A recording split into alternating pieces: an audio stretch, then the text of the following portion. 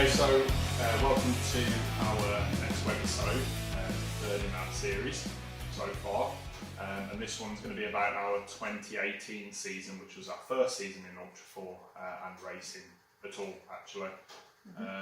So, yeah, where do you want to start? Okay, so I think the first memory for me really in our 2018 first race season, Legends. in Legends class, yeah, was how short a timescale we had to actually get the car in a state where we could actually race it. So I think we got, by the time we were ready to start building the car, it was like a bare chassis, January type time.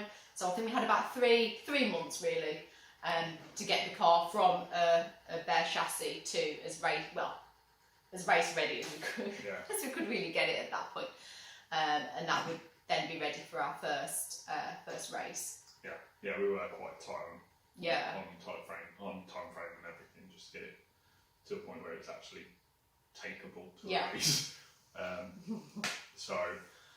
And we were actually still really building it when we got to France, wasn't it, for the first race? Oh yeah, massively. Yeah. I mean, it's still been in build the whole time we've been using it. You know, even 2019 it's still in build. Yeah. So King of France, we rocked up a King of France. Yeah. 2018. Bare chassis. No paint. Sorry. So bare metal chassis. No stickers, no sponsor stickers, no colouring, no wrap, no nothing. I think we were literally chasing our tail just to try and get the car functional, let alone all these sort of extra snazzy add-ons. So it was like evenings and weekends, wasn't it, for a couple of months trying to get it ready, and then we were still doing things to it when we were in the field. So I remember the King of France, myself, you. Obviously Marcus Williams was co-driving, and then we also had David and Daniel with us as well. And I remember me, David and Daniel stickering up the panels, literally in the field in France. Yeah, Marcus was wiring up the winch, because we hadn't got the winch wired up, and just a bunch of other little odds and sods just to get it so that it actually would function as a race car. But we had that in our mind, didn't we? We had the goal that we wanted to do the 2018 season. France was the first race. And we wanted to be there. That was our goal. So sort of by hook or by crook, really. We just worked to that. We knew we'd got. We knew King of France was the one to do, so we just worked to it, and it was how it was, and we made it work, didn't we? And it was a good laugh. It was really good fun. That race was. It was hard work at the same time, and it was a massive learning curve, wasn't it? It was from going from nothing to building a car to racing it with no experience, no car building experience, no race experience, no crew experience, really. No really off-road driving experience, particularly, really. No, and so we went into King of France very wet behind the ears, massively, and not quite well, not at all really actually. We took the car into tech, which was a new experience. Well, the whole thing was a new experience, but the whole tech thing, you know, myself, I was quite nervous about that because it's got negative, or it can have negative connotations. You know, it can be quite tough with, especially with UK racing, where you know you get the wrong scrutiny on the wrong day, and it can be a bit awkward. But we took the car over to the tech shed where JT was. Never met him before, obviously, and sort of just took the car. There you go. That's our race car, and I remember we pulled in behind Axel Berman in his shiny, all stickered up, nice, posh £200,000 car, whatever it was. Ours was like bare steel, rusty, you know, mismatched wheels and aluminium panels with no stickers on them and stuff like that. And it was just really the complete opposite, the complete contrast. And JT was really good actually. You know, I think he saw that we were new to it and hadn't got a clue, and gave us some tips and stuff on what we should do and what we need to improve on. And We had a few bits we needed to change, sort of there and then, really, but nothing major. Dipstick tube spring and stuff like that. It was pretty A few straightforward. bits then for the next race as well, didn't we? Yeah. Stuff you wanted to see moving forward, and so we did that, and that was a nice achievement because we sort of got the car there, and which was an achievement in itself. But then to get it where it was allowed to race was nice as well. So he filled in his form and ticked off all the things and stuff like that, and then he signs it off and gives you a copy, and he gave us this carbon copy. And at the time, I said to him, "Well, I'm gonna take this and I'm gonna frame it." And he looked at me and like, "I went, yeah, right." And he said, "Tech sheet, well done." And incidentally, we did take it home and frame it. It's up there on the wall. And no, it was just a nice achievement for us, really, to have got to the point where we're allowed on the track and allowed to race. And no, it was quite good. So then it was on to prologue. It was an interesting experience in itself. Again, obviously very new to it all, new to the whole racing thing. We'd got Marcus Williams co-driving for us, and which was really good because Marcus was an experienced driver himself, and we needed someone that could sort of take me by the hand, definitely, and sort of give me some tuition and teach me what to do, because I've never done it before, had genuinely not got a clue.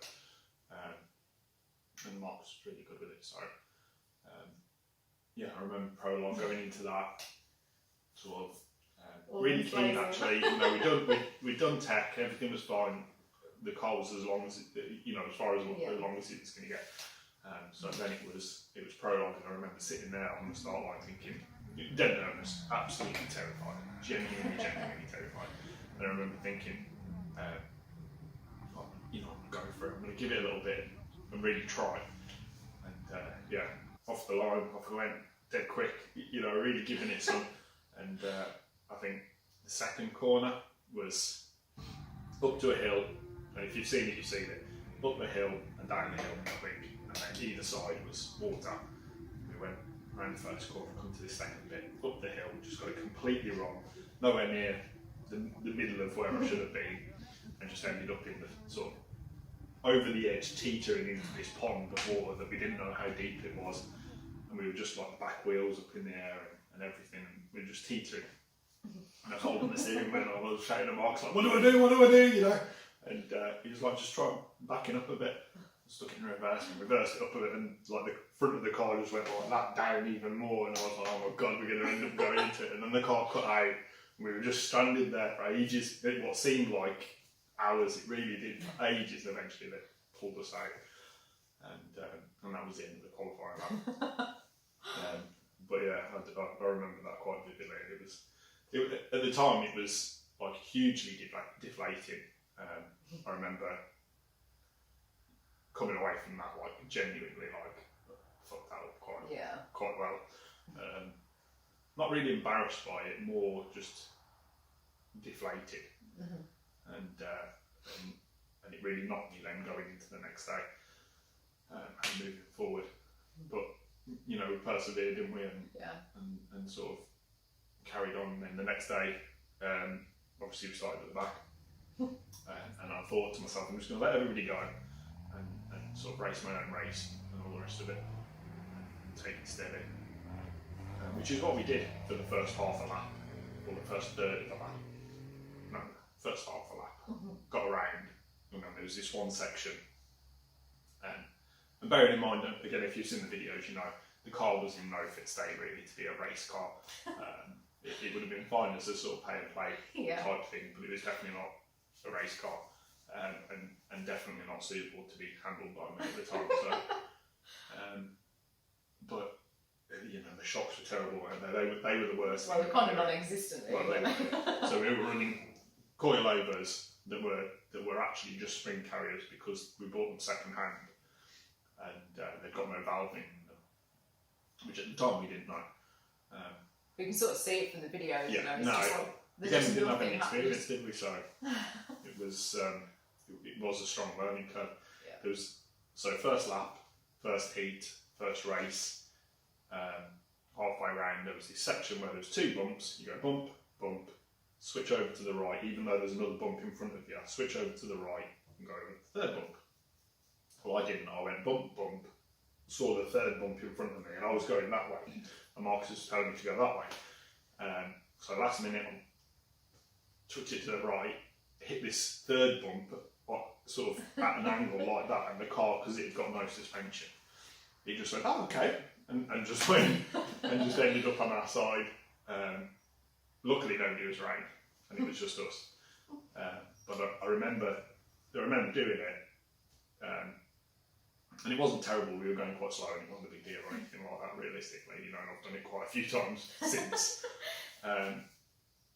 But again, that really deflated me. That really knocked me.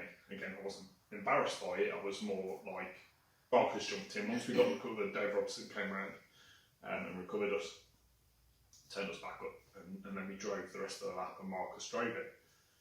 And I remember thinking to myself at that point, whilst Marcus was driving back, have I just made a massive, massive error? Have I just spent all this money, dragged everybody into this stupid idea of having a race car, when it's just not for me, when I'm not a racer, when I can't do it, and I was really, really deflated and sort of beaten down by it. It was quite tough. And then we got back, and obviously we just finished that lap. Marcus finished that lap, and we ran out of time and stuff. So that was the first heat of that day, and so quite defeated. And then we went into the second heat,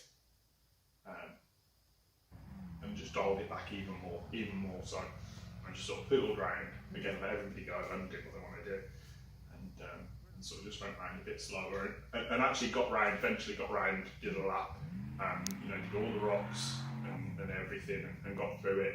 Did the bit where I fell over last time, and just got round and just did it. And I remember coming round the start-finish line, and in that race, all the crew and everybody were up on the top on the bank, and I remember everybody up there sort of screaming and shouting and stuff like that. And I remember coming over the start-finish line. You went over the start-finish line, and at the end you could come off for the pits. And I remember thinking, right, that's it, I'm done. I'm quite happy with that. That was brilliant. If they waved the checker flag, I'd be over the moon. But they didn't, obviously, and we carried on. We did a couple more laps. And I remember actually you coming.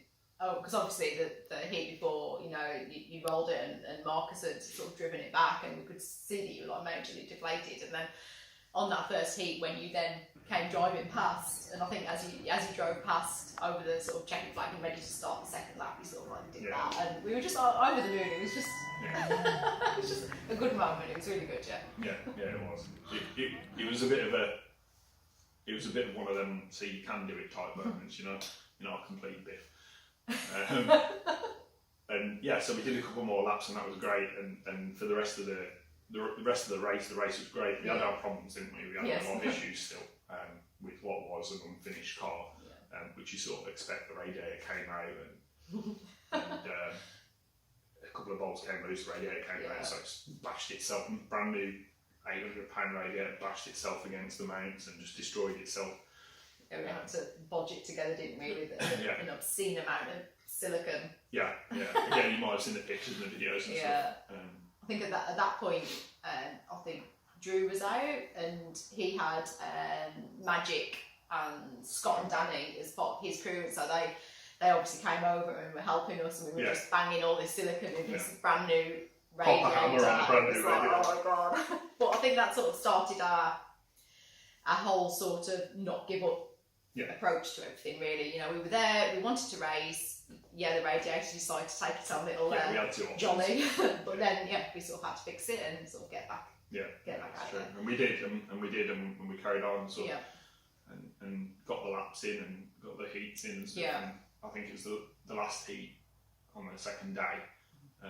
We were going quite well and into it and everything, and then what really finished it for us was we came up to that concrete sort of hill. It's Hill, just a peak, isn't it? That's made up of man-made concrete stuff. And came to that, drop it in low, and it didn't go back into high. It didn't do anything. Back into low, and I think it's the second time I shoved it into low. It just came off in my hand, and I was like, right, okay. So we lived back home, and that was it. But it ended on, even though we broke it, it ended on a high. Yeah, and I think we'd done most of the heats that day, and that was late in the second day, so we were quite happy with that. yeah, it was fine. You know, it sort of, it was a personal win. As cliche as that sounds, it was a personal win. You know, it for me especially, it was I can actually get that without being a complete tip. And you know, in the team, we did the pits, and we got pits right. You know, we really got stuck in. We hadn't got that defeatist sort of. Oh, it's knackered. Let's give up. Sort of the 800-pound radiator's knackered. Let's go home, stick it on a trailer, which just isn't us, I think. And we did really well, and I'll never forget that race. Actually, it sort of then defined us moving forward. You know, we knew it was going to be tough, and there's stuff you've got to battle, whether it's the car or whether it's your ability and stuff. And I think that it was a good race to start on, and I'm glad that the things that happened the way they happened. Yeah, definitely. It forced us to learn immediately rather than forced us to learn really quick. Rather than just chucking money at something and not actually learning anything about the car. You sort of learn to respect it, don't you? Yeah, absolutely. So, I'm quite pleased with that. And then there wasn't actually, between France and Britain of that year, was it about a month or 2 months max? I don't think it was very long. No, not at all. And because obviously we sort of thrown the car together really as much as we could to get it ready for France, and in between every race since, it's been like a bit of a constant build, hasn't it? So like we brought it back and changing things that weren't working quite so well and adding new things, and before we know it, it was back at Britain really. But what was Curtin off-road centre that year? Yeah, Curtin. So we went to Curtin for King of Britain. Yeah. Which is a really nice course actually. We landed really lucky with the weather as well, didn't we? That first year, every race was just awesome weather. Yeah, it was. Even Britain. Yeah, especially Britain actually. It was quite nice, wasn't it? Yeah. And it was a good track. I like Curtin. It's quite fun, and for me at that point as well, it was good because my ability was so. What's the word I'm looking for? So small, you know. It was very limited, and the track wasn't like Walters where it's really demanding, which I was grateful for. You know, it meant I could settle into it a little bit more, which we did, and we had a good race. There were no real dramas. We had a lot of issues with the car again, which was expected, and again issues came up, and we were on it, you know, and we just worked through them every time and really pushed hard to solve them. It was mainly electrical issues for that race, I think, wasn't it? I remember, I think it was a Saturday, Sunday race, and Sunday morning we had to get up at like 5 in the morning, something stupid like that, shopping the night before on eBay, contacting somebody to drive into Scunthorpe to go and get an ECU. Some random guy in a backstreet unit. Like super dodgy. Saved the day though. Yeah, got it, plugged it in, fanning around a bit more with it, and got it, and just kept. It's that pretty much sums us up. Actually, break it and fix it, and just keep moving. We were really lucky for that race as well because obviously it was in Britain as well. We had the crew itself was a bit bigger, so we had like David was there again. We had Colin, Andy McMahon, Nick. So it's quite a decent size group. Yeah. Which always helps, Yeah, and we had fun doing it as well. And it was a good race. It was a race I really enjoyed because it wasn't the opposite of France, but it was a lot more. It just went a bit better, even though we had the issues with the car. It just went a bit better. Yeah. And for me, you knew what to expect, just that little bit more, which helped. Yeah, absolutely. We knew the ins and outs of how it worked and stuff like that. Not just the car, but the whole racing procedure and stuff. And Marcus was co-driver again for that race. Yeah, he did. Yeah, which was really useful actually because I did genuinely need tally everything. I needed telling what gear to be in, when to breathe in, when to breathe out, literally everything. And in sponge mode. yeah, absolutely, yeah. And there was this one point, which I always remember because it's hilarious afterwards. There was this one point where you've got the plateau where the pits are, and then you've got the caravans in that far corner. If you've ever been to Kern, it's in that far corner, and up there's on the race day there was a bit where you came up to, but right near the caravans, and then you dropped back down and went off in sort of a straight-ish line. Left, isn't it? Straight-ish line, and then sort of went off to the left. A couple of bumps and stuff in between, and I remember we came off from where the caravans were, and then it was a straight shot to this sort of easy left. A couple of bumps and stuff. I remember accelerating, and Marcus is like, go. So I went accelerating and like flat out as far as this shopping trolley will take me. And Marcus is like, go, like properly in my ear, like giving it everything. Go. And I remember thinking, I'm fucking going, I'm going, I can't go any quicker. And we hit this corner and sketchy left and got through it and everything, and then slowed down. And it turned out he wasn't saying go, he was saying whoa. So he was screaming at me like, whoa. And I was just on it.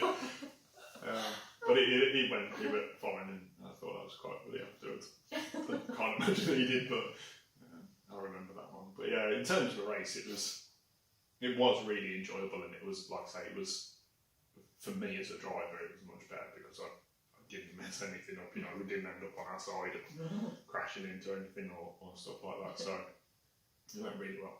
And there was a bit longer then between Britain and the next race we did that year was Poland. Yeah. And I think there was probably Britain was around June, July, and then Poland was in early October, so we had a longer time to sort of tweak the car and get it ready, really. Yeah. Didn't we?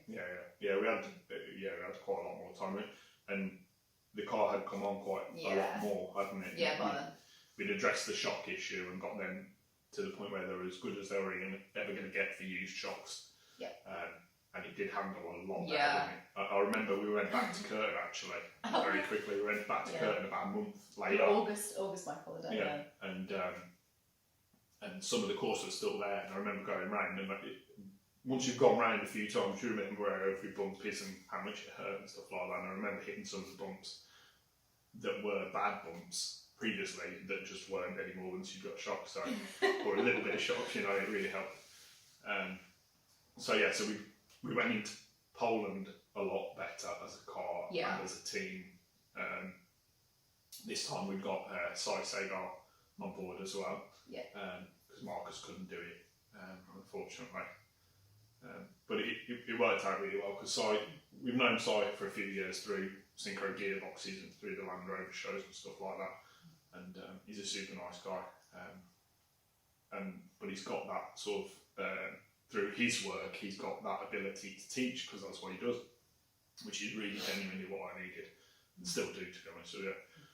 And so that worked out really well because he was able to teach as well, and he just fit really well, and because he's a nice guy, he could fit with the team and fit with us and stuff like that, so he just went well, didn't he? And then we've got Roderick. Yeah, we had quite a big crew actually, considering it was a race that was abroad.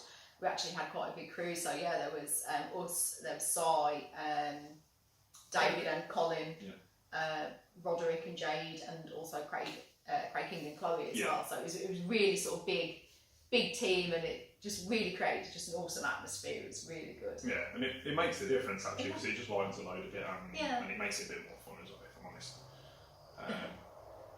So we went into that slightly bigger crew, definitely a better car, by a long shot. A long shot. And then I'd had that play day as well to sort of settle into the car a bit more and stuff like that as well, and learn a bit and take a bit on.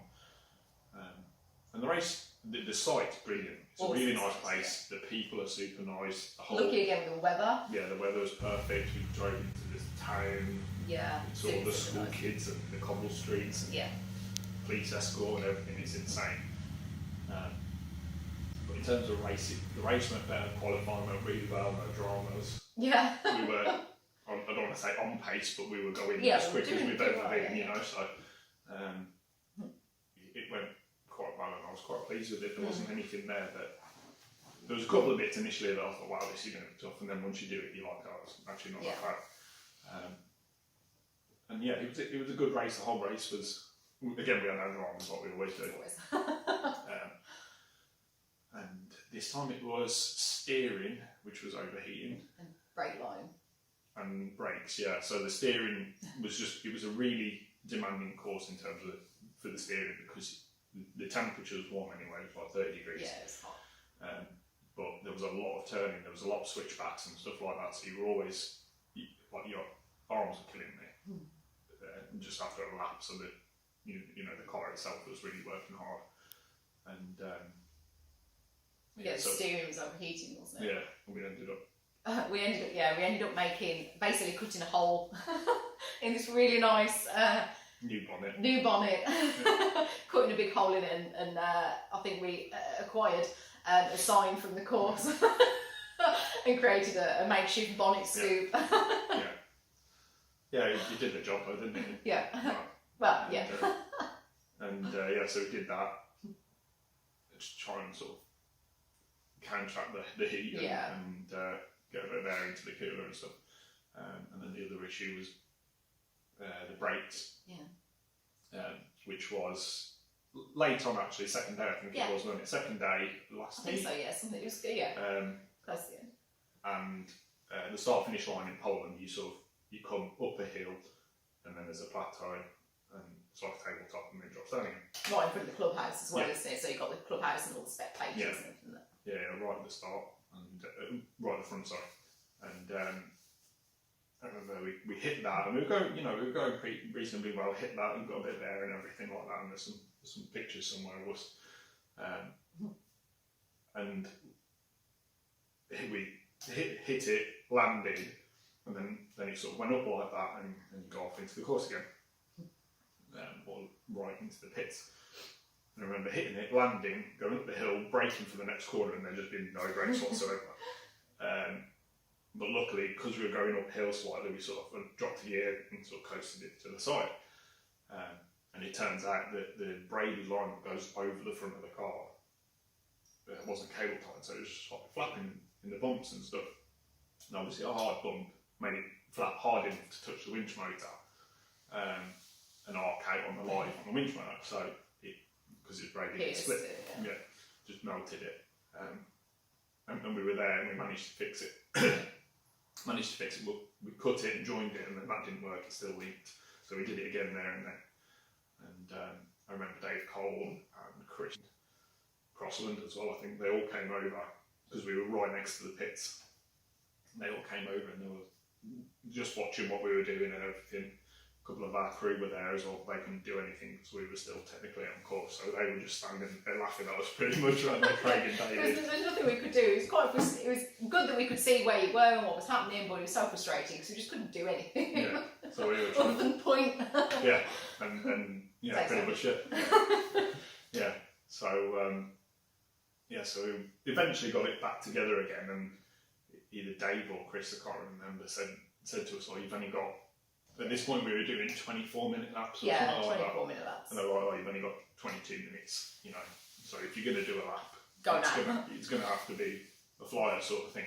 So we fired our helmets back on and jumped in, get the North Door next day, and set off. And the first half of that lap was awesome. It was so quick, faster than we'd done anything that year. And we were genuinely flying, genuinely flying, and but then eventually the steering started to go funny, and didn't want to play ball. And at one point I said to Sile, "Should we pull over and top it up?" Or because I think it was overheating and boiling out, wasn't it? And he was like, "No, if you do that, we're not going to make it." So we carried on, persevered, sort of thing. And the brakes had then gone as well, so it wasn't really braking. So you're downshifting. Luckily, it's manual. So you're downshifting and braking, engine braking a lot, and unfortunately, it meant that obviously that last bit of the lap wasn't as quick as the first bit. But we got back and we were fucking stoked, properly stoked. Got back happy, genuinely over the moon, did it, and went over the start finish line, up the hill again where we broke down, and turned off to sort to of come come in into the after pits, the- yeah. And Dave Cole still stood there. And I remember him saying, like I was still buzzing, properly buzzing. I remember him saying, "Do you want the good news or the bad news?" or something. He said, "The bad news is you didn't make that lap. You missed it by 40 seconds." I'm like, right, okay, fair enough. And he says, "The good news is that was your fastest lap of the race, and you beat your best lap by something like a minute and 10 seconds or something like that." I'm like, "Oh, okay, well, fair enough." But, a bit of sweet. And he said, "Oh, I was really impressed with you, sort of your determination to get it fixed and get out of there rather than calling it." And again, that pretty much sums us up, doesn't it? Yeah. We just work with what we've got, and if it means putting in the extra graph, we do it. Yeah. And we did, and that ended that race again on a pretty much a high, and ended the season on a high as well. Yeah. We ended up, because obviously they had the award ceremony for Poland as well, which was at the castle, which was just super nice. And as it turned out, we actually got third in the championship for Legends class for that year, and that was just blew us away. That was just really, it was a really good result, and we were just absolutely over the moon and completely stoked about it. It was it was good. Yeah, absolutely. Yeah. Looking back now, it didn't really mean, it's a plastic trophy for Legends. Not the class. top classes. Yeah, So. it wasn't a massive, or it's not a massive deal. It was to us at the time. Yeah. It was very much an affirmation of, you can do it, sort of thing. You can do it, or you are doing it. Little motley crew of people that have no experience that are actually doing it and doing okay and getting to the races and getting round and stuff like that. And again, for me, going back to France, it was that affirmation of, maybe you haven't made a mistake, and maybe you can do this, and keep working at it. And I think the fact that we sort of continued and developed and grew as a team, and you as a driver and everything, and I think it just sort of sparked a bigger passion and a bigger drive and a bigger determination to do well and continue, really. Yeah, definitely. And it was the best outcome in terms of the whole season. It was the best outcome that I could ask for, really. It wouldn't be realistic to think that we'd go and win the class or win races and stuff like that. But it was the best outcome in terms of we built the car, which is a massive achievement. So many people still have them left in the garage and they've been doing it. And okay, they're doing it to a much higher standard than we did, but we were out there and we were having fun. Yeah, we were doing we had the goal of we wanted to go racing, and we did that, didn't we? Yeah. So that was a massive achievement, and it was just it was that we got people together, we got a crew together. Yeah, the support from we sort of had our core crew, which is the core crew, and it's been the sort of core crew as we've gone through the seasons, really. But then there's so many other people that want to jump in, want to support, want to be crew for certain races, and it's just been really nice. And sort of support from people following us online, and it's just definitely. really good. Yeah, and we're very grateful for that as well. Even the more it goes on, the more people that sort of follow us. Yeah. The more people that want to crew for us, sponsors as well, who Yeah. in the early days as well, in 2018, we hadn't got anything to go off. We weren't Jim Marsden where we'd won every race and sort of, we hadn't got this really, really expensive car that was definitely going to win all the races because it was awesome. We just got us. I'd never drove before, we'd never raced before, we'd never built a car before. The car wasn't even finished. So it was just that year was just really nice to have people, sponsors getting on board with us and wanting to be a part of what we're doing, crew getting on board, and wanting to be a part of what we were doing, even though again we weren't the top team and never going to be really, and it's just, and people following us as well online and stuff. They're not. We weren't the top guys when we were doing stuff, but it's nice to have that support from everybody in every sort of aspect as well. And it was just a great year. Really good year. Yeah. So, and I think after that we just sort of 2018 we were just sort of ready then to see what 2019 would bring, really. It was a good one. Yeah. So thank you for 2018. Thank you for being part of our crew, or for supporting us as sponsors, or online. Just following what we're doing, anything and everything. We're very grateful for, and it really made it a great year. So yeah, thank you very much, and thank you for watching, and catch us in our next webisode coming very soon.